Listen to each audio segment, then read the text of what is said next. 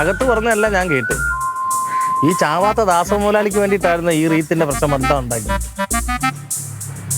എന്തായാലും ഇതോടെ തീർന്നല്ലോ, ഭാഗ്യെന്ന് വെച്ചാൽ. എന്തിത്ര ആലോചിക്കുന്നത്? ഇതിനാവശ്യമില്ലല്ലോ, പറഞ്ഞ കേട്ടോ. കളയണ്ട, അങ്ങനെ തട്ടില്ല മച്ചമ്പി. കളയണ്ട, അതിലൊരു ചെറിയ പണിയുണ്ട്. അതെന്താ പണി? ഇത്ര പണി വൈരാഗ്യം തീർക്കാനുണ്ട് എനിക്ക്. വൈരാഗ്യം തീർക്കാൻ?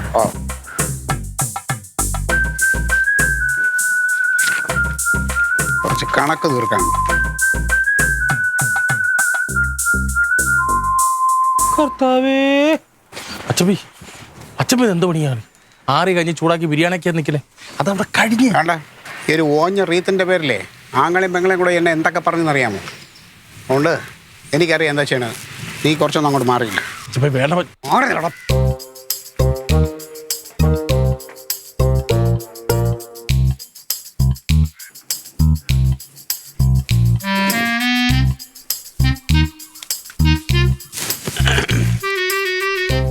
പോലീസുകാരനും പെങ്ങളും ഒന്നും പുറത്തോട്ട് വരുമെന്നോ? പോലീസുകാരനും പെങ്ങളും ഒന്ന് പുറത്തോട്ട് വരുമോ? പറ്റാവുന്നില്ല. എന്തൊക്കെയായിരുന്നു ഇവിടെ കിടന്ന് തിത്തൈ തുള്ളിയത്?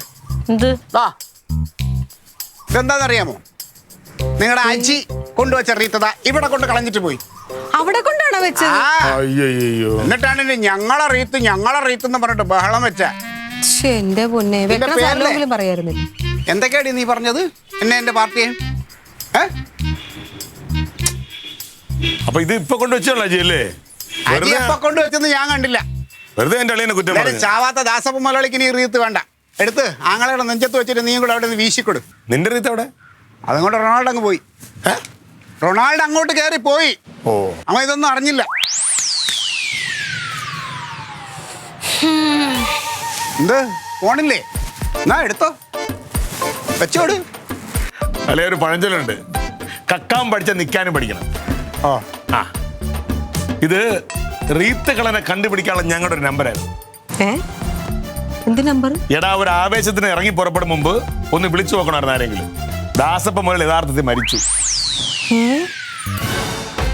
അപ്പൊ പിന്നെ ഇപ്പൊ മരിച്ചില്ല? അതിലെ പറഞ്ഞ ഞങ്ങളുടെ നമ്പറായിരുന്നു. നീ എടുത്തോണ്ട് പോടി.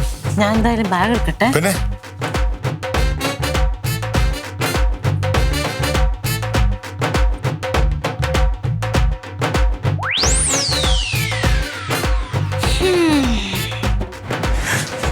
അത് ചാരി. ഓ, അത് മറിച്ചിടണ്ട. ഞാനേ ഈ റീത്ത് കൊണ്ടുപോയി വെച്ചിട്ട് വേറൊരു റീത്തുമായിട്ട് വരാം കേട്ടോ.